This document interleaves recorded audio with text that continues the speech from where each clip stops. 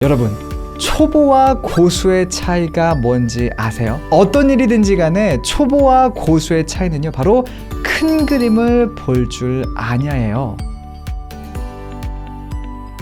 예를 들어 보도록 할게요. 암벽 등반을 한다고 생각을 해보세요. 고수들은요, 여기서 시작해서 어디까지 가면 되는지 그 목표점도 정확히 알고 있지만 그 목표점에 도달하기 위해서 내가 어떤 루트를 타고 가면 되는지까지도 알고 있을 거예요. 그게 바로 제가 강조하고 있는 이 큰 그림을 아는 능력인 거고, 하지만 초보자들은 어디까지 가면 된다라는 그 목표점을 알다 하더라도 정확한 루트를 모르거나 루트를 알더라도 직접 이제 그 산에 매달려서 내가 손을 뻗고 발을 뻗다 보면 이게 또 힘들거든요. 피곤해지잖아요. 그러다 보니까 정해진 루트에서 벗어나서 당장 내가 뭔가 잡을 수 있는 쉬운 길들로 빠지기가 쉽다는 거예요. 그렇게 당장 내가 손을 뻗으면 닿을 수 있는 걸 잡고 발을 뻗으면 디딜 수 있는 거를 밟고 그런 식으로 길에서 조금씩 이탈해 나가다 보면요, 결국 어떻게 됩니까? 결국 엉뚱한 데 가가지고 헬리콥터 불러가지고 구조받아야 되는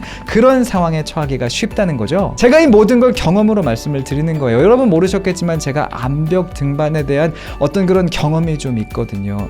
체험권 끊어가지고 1시간 반 해봤어요. 근데 수업을 40분 들었고요.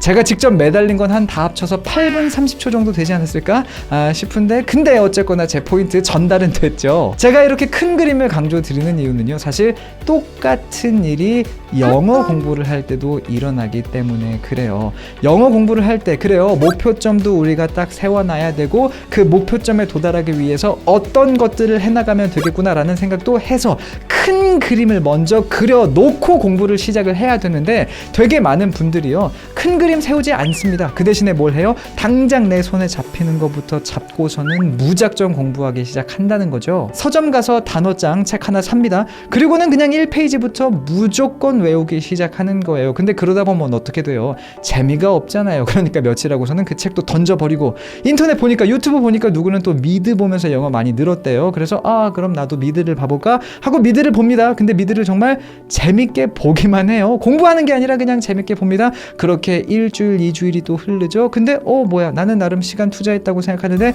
전혀 내 영어 실력이 늘지 않았잖아 를 깨닫게 되고 좌절한 경험 다들 한 번쯤 해보셨죠? 그게 다 왜 그런 거다? 큰 그림을 그리지 않았기 때문인 거예요. 자, 그래서 영어 공부에 대한 큰 그림 지금 함께 우리 그려볼게요. 여러분들은 영어 공부가 뭐라고 생각하세요? 자자, 오해하지 마세요. 여러분들은 왜 영어 공부를 하시나요? 와 같은 질문을 드리는 게 아니라, 영어란 게 그래서 뭐라고 생각하십니까? 굉장히나 본질적인 질문을 제가 드리고 있는 거예요. 자, 한번 생각해 보세요. 제가 그 답변을 여러분들이 생각해 볼 시간을 드릴게요. 자, 생각해 보세요. 지금. 자,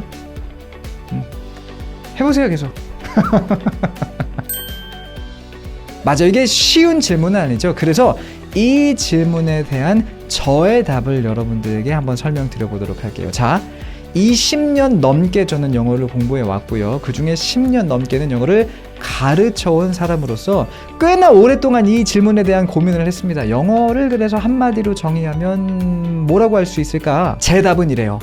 영어는요, 요리예요. 조금 더 구체적으로 말하자면 영어 문장은요, 요리와 굉장히 비슷한 점이 많다는 거예요. 무슨 얘기냐? 차근차근 설명드려 보도록 할게요. 자, 요리를 하려면 우리에게 필요한 것이 두 가지가 있습니다. 뭐가 필요할까요? 제가 이 질문을 여러분들에게 드리면요, 정말 기상천외한 답들이 나옵니다. 무엇보다도 정성이 필요하죠. 이런 답도 나오고요. 다른 거 상관없습니다. 불이 제일 중요해요. 왜냐면 요리는 불맛이니까요. 뭐 이런 얘기도 나오고. 다 맞아요. 다 맞는 얘기인데, 제가 생각하는 요리에 있어서의 가장 중요한 두 가지는요, 첫 번째로 바로 재료고요. 그리고 그 재료를 어떤 순서에 맞춰서 넣는지를 알아야 한다는 거예요. 생각해보세요. 재료라는 게 없으면 요리라는 게 기본적으로 만들어질 수가 없는 거고요. 모든 재료가 준비됐다 하여도 내가 그것들을 엉망의 순서로 집어넣어서 끓이고 볶고하면요, 뭐가 나오긴 하겠죠. 근데 엉망인 요리, 즉 제대로 된 요리가 만들어질 수 없을 거예요. 그래서 이렇듯 요리를 할 때 가장 중요한 재료와 그 재료를 넣는 순서를 정리한 것을 우리가 뭐라고 부르게 되나요? 바로 조리법, 영어로는 recipe라고 부르게 되죠. 재밌는 건요, 이 영어 문장에도 recipe가 존재한다는 거예요. 다시 한번, 자, recipe는 뭐라 그랬습니까? 재료와 그 재료를 넣는 순서라 그랬어요. 그럼 영어 문장에 있어서의 재료는 뭐가 될까요? 맞아요. 바로 단어가 되겠고요. 그 단어들을 영어 문장에서 어떻게 나열하는지를 우리가 뭐라고 부릅니까? 그래요. 바로 어순이라고 부르게 되죠. 어떤 요리든지 간에 레시피가 있으면 그 요리를 만들어낼 수 있듯이 영어 문장도요, 그 레시피를 우리가 알고 있으면요, 그 문장을 읽고 또 만들어서 말하거나 쓸 수 있게 돼요. 어때요? 들어보니까 요리와 영어 문장 사이에 되게 비슷한 점이 있구나 라는 것이 공감이 되시죠? 그래서 바로 이 코너의 이름이 만능 영어 독해 레시피인 겁니다. 정말 이름 잘 짓지 않았습니까, 여러분? 해서 앞으로 우리는 이 시리즈를 통해서요, 영어에 존재하는 재료들을 차근차근 공부해 나갈 거고요. 그리고 그 재료들이 어떤 순서로 나열돼서, 즉 어떤 어순에 맞춰서 문장을 이룸으로써 어떤 의미들을 이끌어내는지를 공부해 나갈 거예요. 그리고 요리를 배울 때처럼요, 생각해보세요, 여러분. 요리 왕초보인 사람한테 비싼 소갈비 준 다음에 이걸로 갈비찜 한번 만들어봐. 그러면은, 자, 첫 번째로는 그 갈비 낭비되는 거죠. 얼마나 아깝습니까? 거기다가 시간 낭비되죠. 노력 낭비되죠. 정말 아까운 게 한두 가지가 아니에요. 거기다가 또 그 배운 사람도, 그 소갈비 날려먹은 그 사람도 나한테는 요리에 재능이 없나봐 하고서는 그 요리 포기하기 마련이거든요. 그렇기 때문에 우리 만능 영어 독해 레시피 코스에서는요, 아주 쉬운 것부터, 요리로 치자면은 밥 짓는 거. 자, 밥 짓는 것도 전기 밥솥으로 밥 짓는 것도 아니에요.